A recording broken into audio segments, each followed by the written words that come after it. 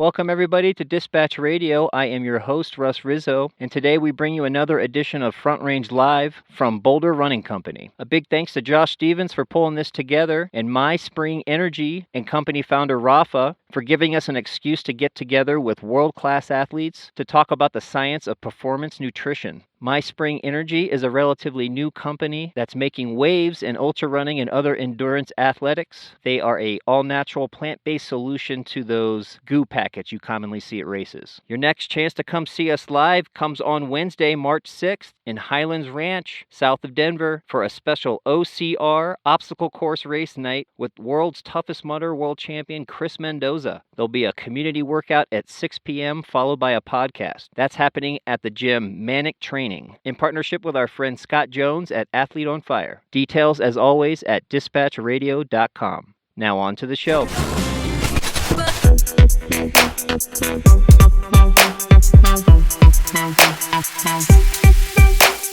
Backcountry Colorado, hiking, backpacking. I did a lot of marathons and was convinced to do some ultras. Climbing, and I do filming and photography. I just like the ultras because I love the community. I just think that everybody is so nice, whether they're the first place finishers or, us that kind of mosey along.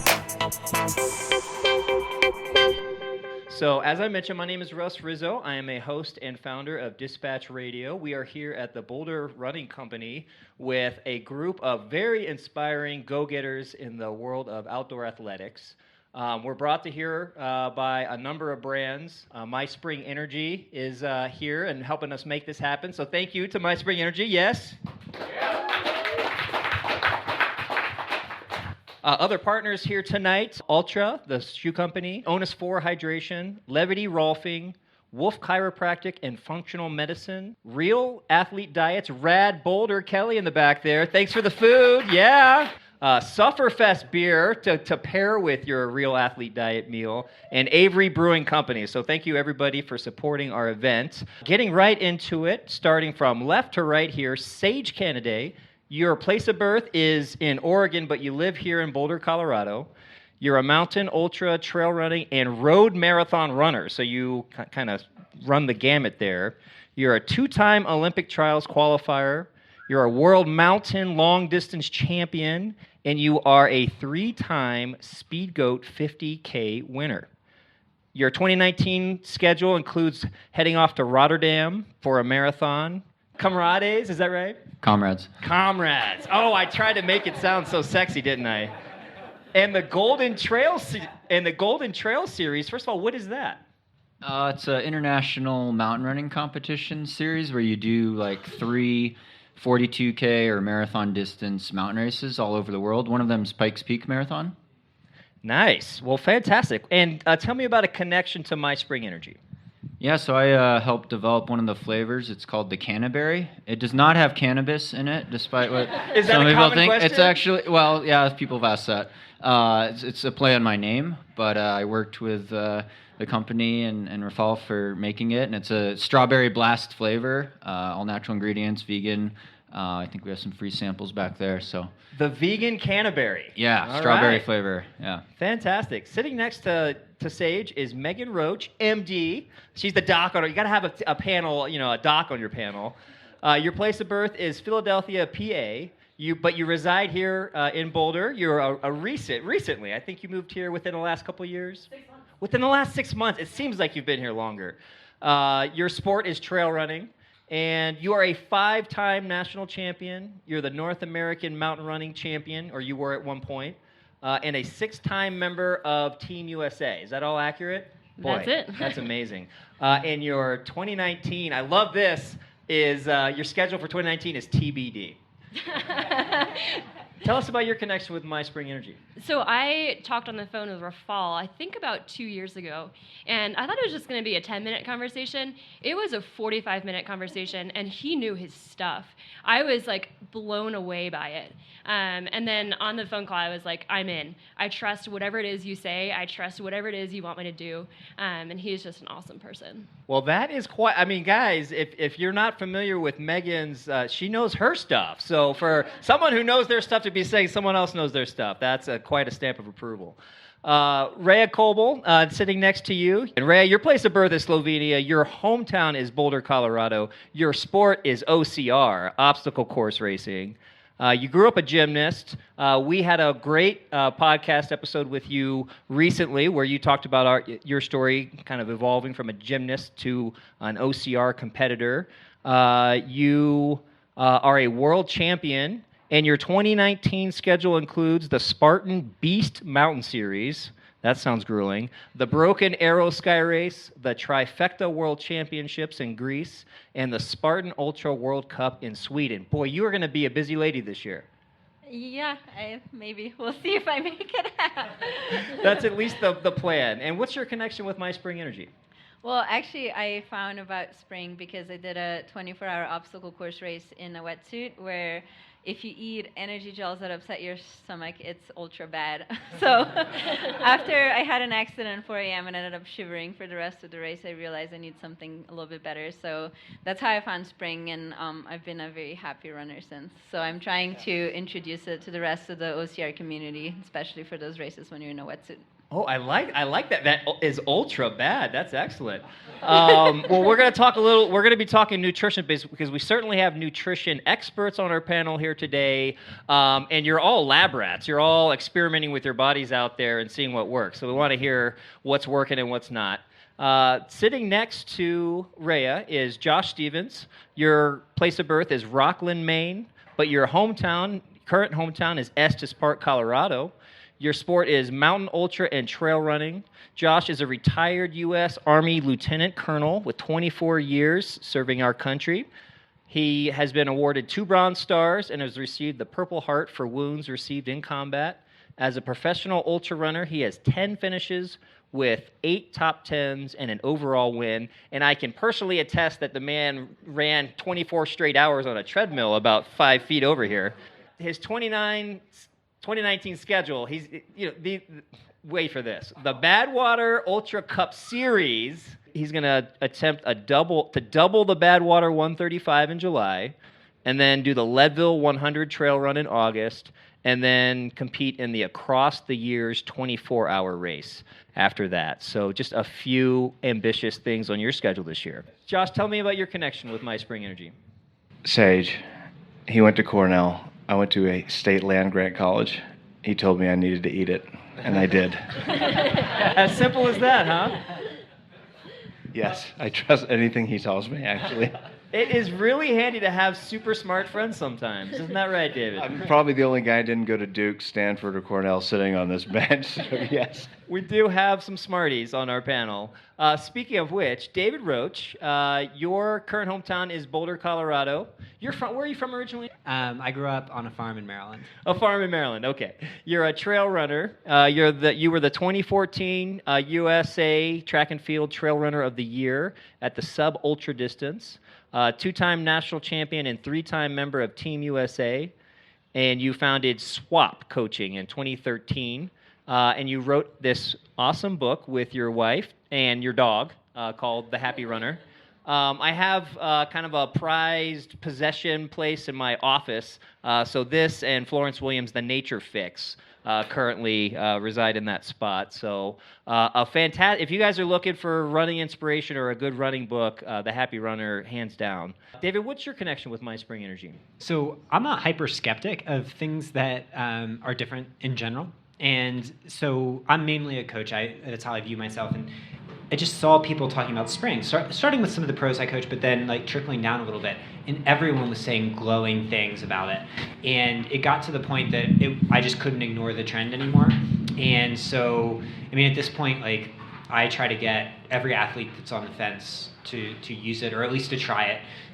From the top pros to people that are just starting out. So basically, it's a product I fully believe in. And then I also have someone that's much smarter than me that is also on the panel that I live with that was telling me to really trust the science behind it.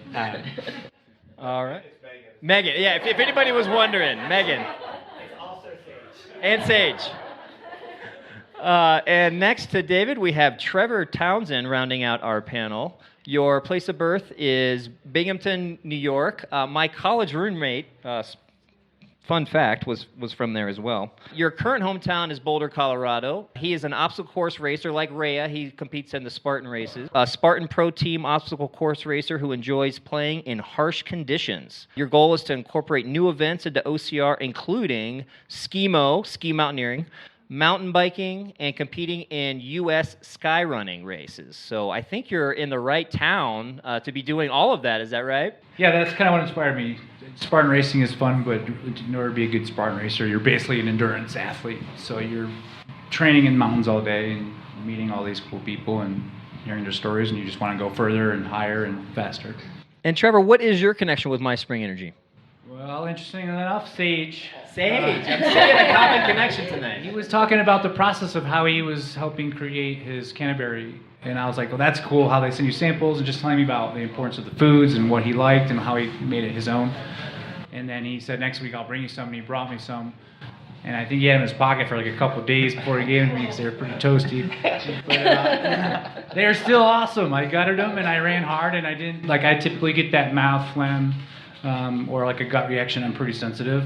And I was able to run hard after swallowing it, and I loved it ever since. So it's still my favorite flavor. So a good friend of the show, Travis Macy, with Macy Endurance Coaching. I think probably all of you know him. He's an author as well of the Ultra Mindset.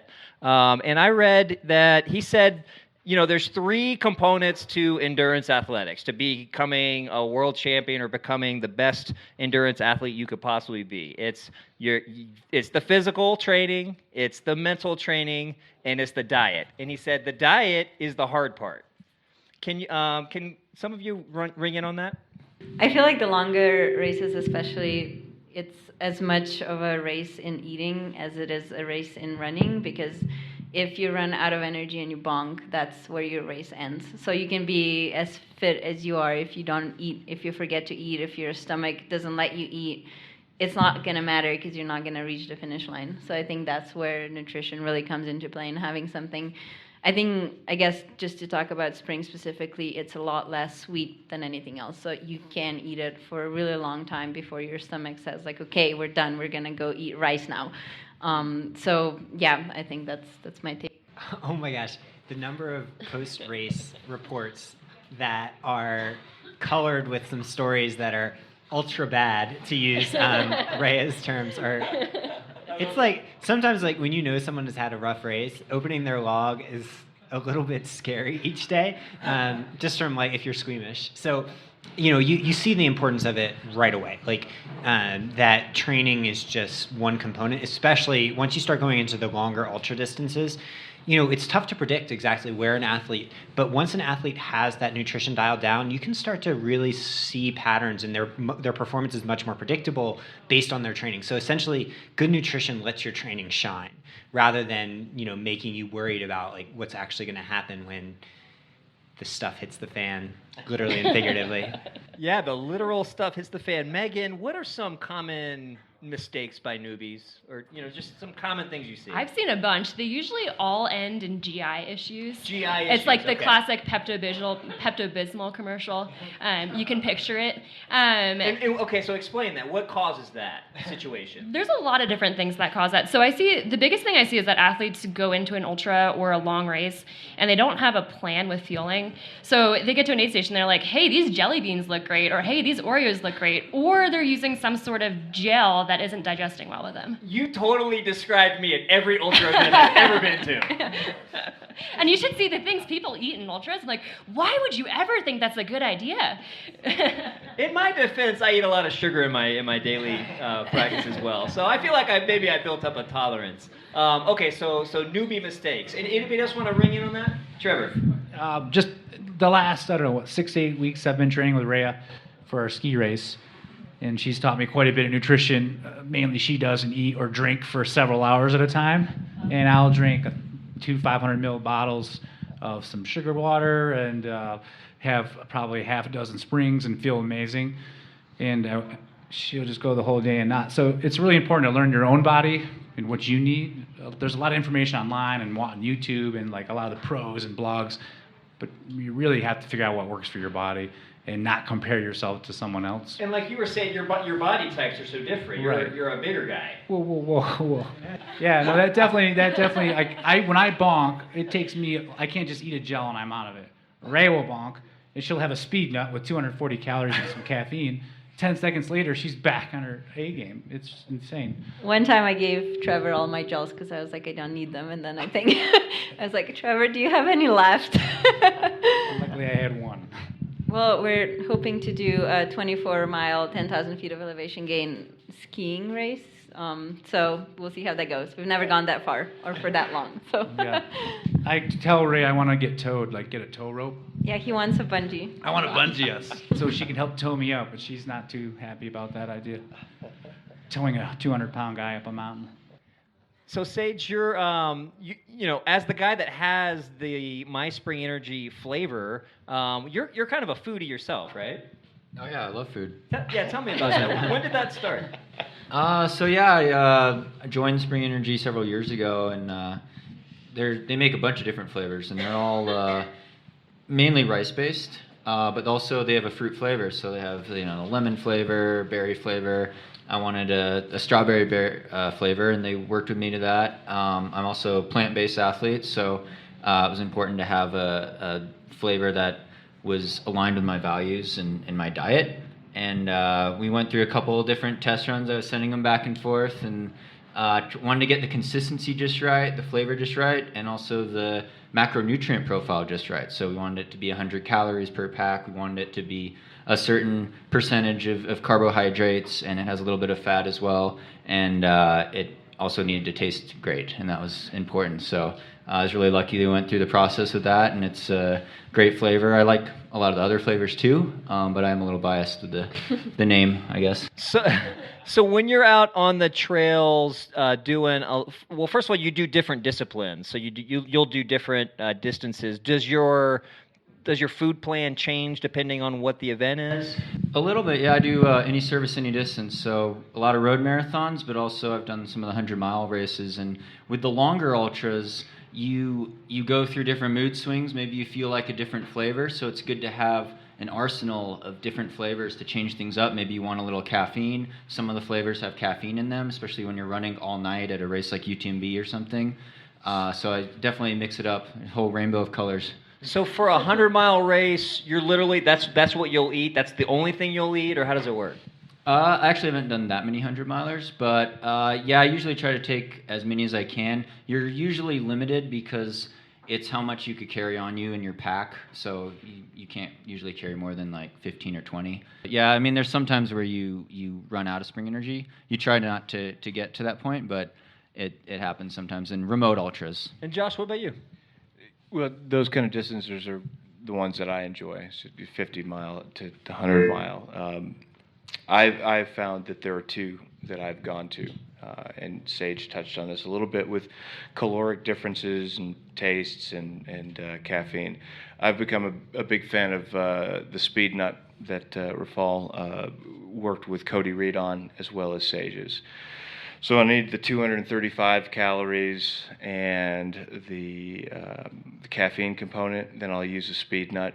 In my every 30 to 40 minute time piece is one of Sage's. So what the sports dietitian that I work with wants is, roughly if I can get 300 calories in an hour, 300 to 400, and that combination has worked well with me. And the Electro Ride is my go-to.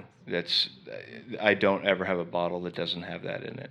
I'll alternate to use the physiological benefits of using water alone at times. I'll use that when directed to, but Electrolyte is amazing. David and Megan, you as we mentioned, you train a lot of athletes, you coach a lot of athletes, so you see a lot of it. So it's really always fun to talk to you because you're out there, and you kind of know, and you're also geeks. You've got Thank you. You geek out. So high school all over if you want to know like what the latest research, neurological connections to run, David and Megan are a good place to start at least. So from your vantage point, nutrition, and when we talk about just normal athletes trying to accomplish their goal. Say they sign up for a 100-yard. How much does nutrition play in it? Is that a big reason that people don't achieve their goal? It is a big reason. I think it's often the poop emoji that is the big limiting factor. The poop emoji. When I say that in an athlete's log, I'm like, this is time to introduce spring. This is the moment. But I think for a lot of athletes, it can be frustrating to have these issues. It makes racing less fun if you show up and you have a GI issue or if you're bonking. So I think for athletes, just having the confidence that they can go out and have a plan that will likely work for their GI system is helpful. And is it because people aren't just like going out and like they're going to the race and like testing it, on race day versus, is that one of the big mistakes? That is, and there's actually some interesting science about gut training and the importance of fueling with what you're going to fuel during the race, and doing that actually in the weeks leading up to the race as opposed to distant months or even for some people distant years. And so both in terms of confidence and your gut itself, it's important to have that practice. Yeah, I mean, to the point that some of the, like Megan can speak to it better, but in the small intestine, some of the ways that things get absorbed, you optimize it even like 3 or 4 days. Like there's high turnover in those parts of the body.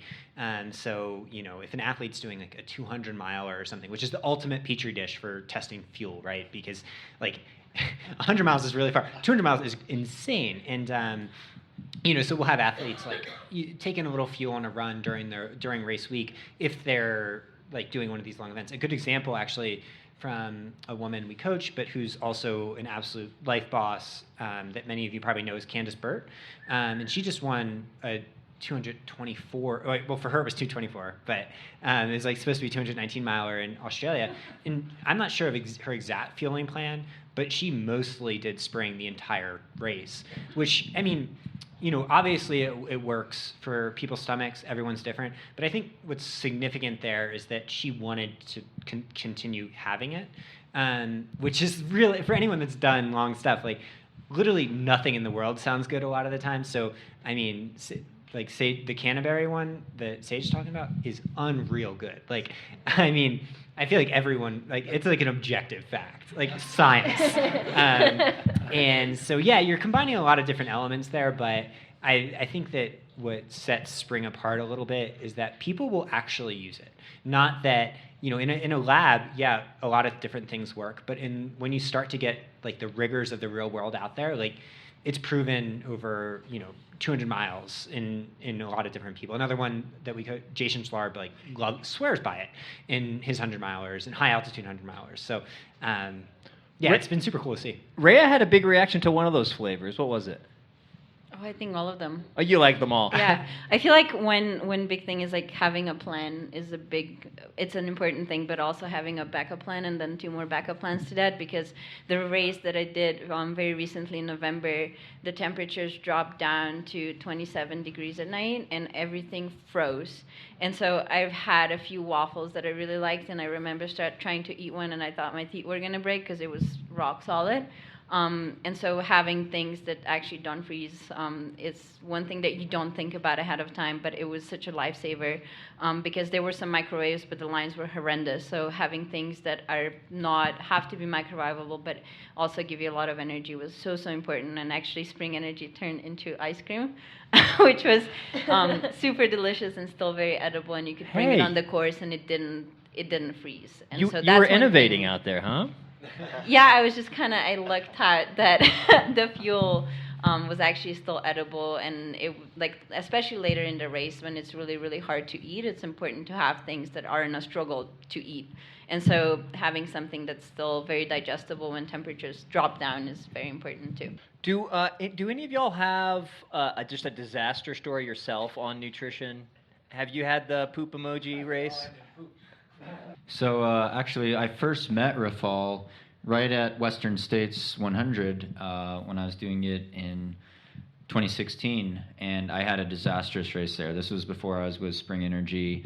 I got massively dehydrated, but I also was bonking, and I also probably puked like 20 times in the last 30 miles and walked it in, and it was really tough. And it was at that year at that training camp, he had mentioned that he's starting this new company, and I followed up with him after Western States because it was such a disaster. Like, I was so sick. No poop emojis, but a lot of puking for sure.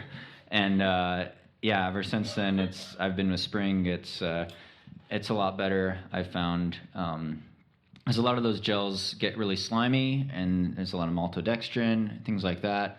And when you're nauseous and you think about trying to suck down something that's really slimy, it usually doesn't sit very well. Can I tell a funny David story about how we got turned on to Spring Energy? No, I think you should talk. No, I'm just kidding. So David That's awesome. has stomach ischemia a lot during races, which essentially means that his stomach and his small intestines don't get enough blood flow. And so after races, he gets quite sick. And this was pre-Spring Energy. And so he did a race, the Aspen Power of 4, and we were driving home. And all of a sudden he turns to me and he's like, no, he's like, Megan, right now. And on the side of the road, he was just so sick on this highway, and it was terrible. And that was like the last time that you ever fueled with something other than Spring. Now the Aspen police probably wanted an Aspen. It was a trail race. But since that, actually, he hasn't had any stomach issues post-race or during race. And it's been great to see him build that confidence. Well, guys, we're going to move to some audience questions here in a minute. I got one little segment I want to do. As I mentioned, we've got some smarties on the panel, so I'm excited to kind of unveil a little something to you all that we've been working on. We've been geeking out at Dispatch Radio on some science. So I want to spend about 5 minutes just kicking some science. I've got kind of a mock-up of a new show called Embed. MBED, Mind, Body, Environment, Discovery. Okay, so we're going to embed. The plan is to embed here.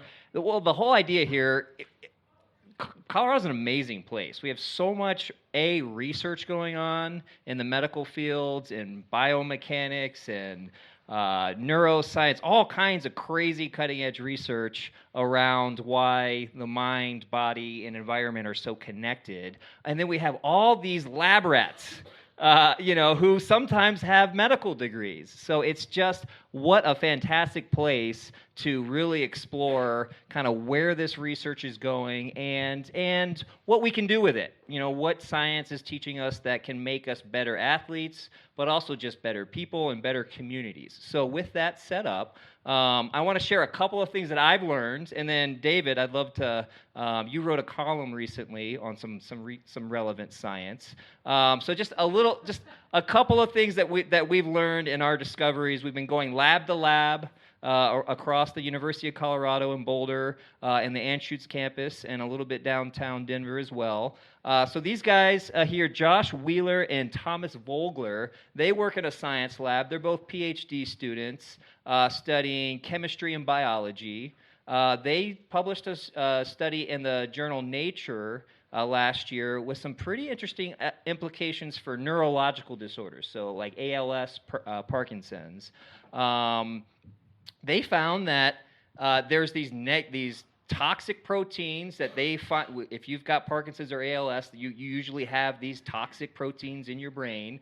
And also, oh, by the way, if you're an endurance athlete, you also have a high concentration of these toxic proteins. So they found kind of a connection that tells them, oh, well, maybe they know there's at least a connection there. They don't know quite what to do with it yet.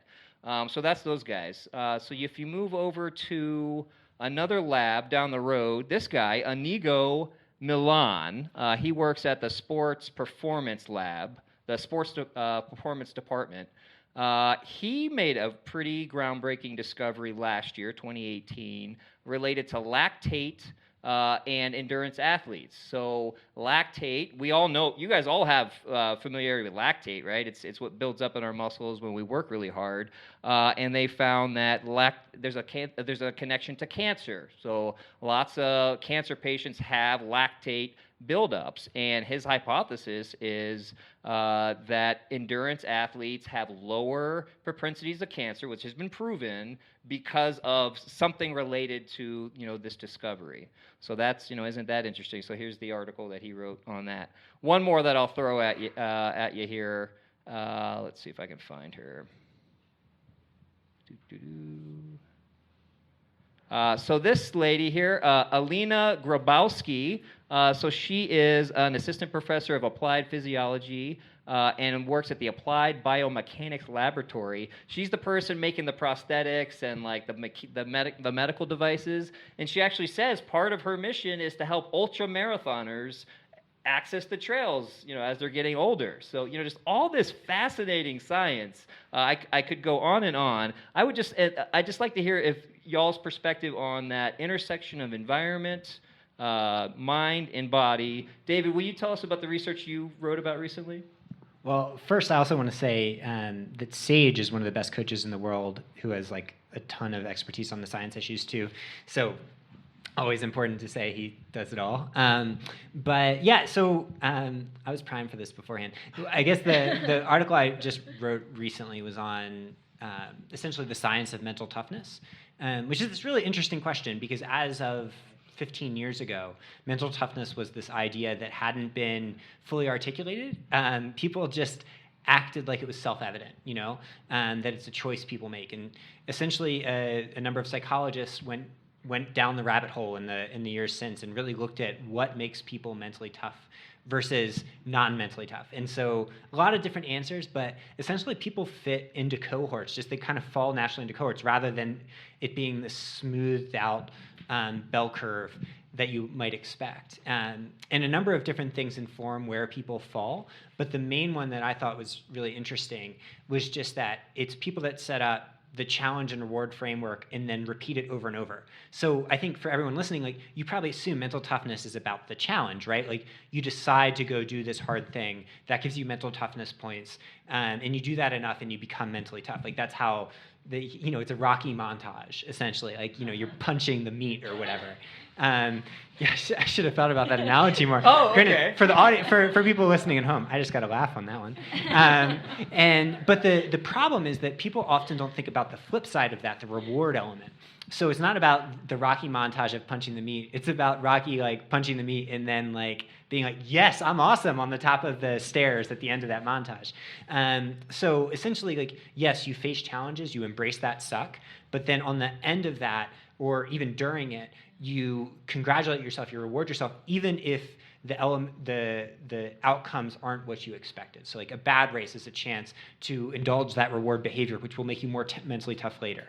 And it all comes back to like this idea of self-belief. So that was the main thing that they found separated the cohorts was the levels of self-belief. So it was all social studies research methods. So I thought it was really interesting because it gets back to like toughness doesn't come from withholding affection or withholding pleasure from yourself. It comes from actually like indulging in those things after you have done something well or during that. So in other words, like give yourself a pat on the back. Like you're freaking awesome. And embracing that whole idea is what will let you accomplish incredible things long term. And if you fail to do that, that's when athletes burn out and find themselves that when real true adversity strikes that they can't just work through, they crumble. I think speaking to some of the things you mentioned, exercise science is in an interesting place right now. It used to be that we would take 30 cyclists and 30 male cyclists, and then we would draw conclusions on them or on women or on trail runners based on those 30 male cyclists. And I'm seeing now in exercise science in other areas that we're starting to include more diverse subjects. We're including people who might not access trails. We're including women in these studies. We're looking at a more diverse range of populations, and we're drawing better conclusions from that, and better conclusions that relate to ultra running or O.C.R. racing. And so I think that's something that's really cool to see. When I talk about the mind-body environment connection and kind of cutting-edge research or things that we're learning, what comes to mind for you? I think we're just barely touching the surface of that, which is cool. I think there's a lot more out there that can be done. But I think it's just obvious that whenever you're outside in nature, your brain lights up.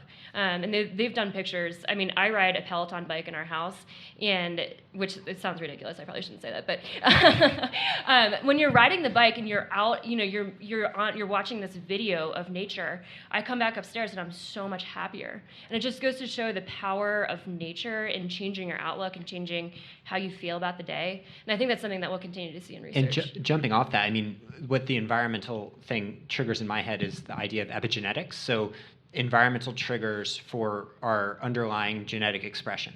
And I think probably as a coach, that's the most powerful thing that is little understood still, and probably will be the thing that in all areas of science, not just exercise physiology, but medicine and all that, will become what is the therapy, the interventions of the future. So essentially, we're given some cards to play just with our genetic code, but through environmental stress, whether that's things like actually being in nature can do this, but what we were talking about earlier of introducing the gels into your system and for tons of different things, you can change the very basis of how your genetics act. And I think that a lot of what we're seeing with running training, especially in terms of long-term adaptation, are epigenetic adaptations. And there's some people doing great work in this field, including a top guy in ultra named Sean Bearden. But it's one of those things we don't really understand. And so every environmental factor you think, from the people you're around to your mood to training, might play a role, and especially things like fueling. I'd love to hear Sage's take on that. Yeah, so my girlfriend Sandy and I also coach, and with a lot of athletes, what we found with the science is looking at diet and nutrition, like your everyday diet, not just diet for a race, but we're obviously plant-based athletes, and a lot of the athletes we coach are. But there's kind of been a shift with people trying to focus on eating more real food, right? You don't want to eat highly processed carbs, highly processed food. It's going back to things like fruit and rice and whole grains that give you really good energy, but also there's a lot of like antioxidants in fruit. And when you change your diet, you could start changing how your DNA and your genes kind of respond. And so it's this idea of trying to not only fuel yourself well for running performance and race performance, but to also increase your longevity, to hopefully maybe decrease the risk of getting cancer or type 2 diabetes, or to help lose weight, reduce the risk of heart disease, things like that. So, going back to the natural whole foods-based diet is really key. And I'm, plugging Spring again, but it aligns with that too. And one thing you didn't mention in that list is also that, and that Josh has a connection to, is mental health. Mental health, substance abuse. We all know that in these endurance sports, there's all these connections. There's people that have histories of addiction. Josh, would you just remind us of your quick story, and then we got time for like 2 questions. Vis-a-vis what you're talking about, I've had the ignoble experience of being blown up 4 times by roadside bombs, which resulted in some post-traumatic stress disorder and traumatic brain injury, and a lot of the fun things that go along with that. As you and I talked about, though, I certainly wouldn't be an outlier in the ultra community. With again, in regard to people who have struggled with substance use disorder or post-traumatic stress disorder or mental issues associated with that, and I've seen it in kind of spiral progression through the Department of Defense for Intrepid programs that treat TBI and PTSD, which are 2 distinctly separate diagnoses.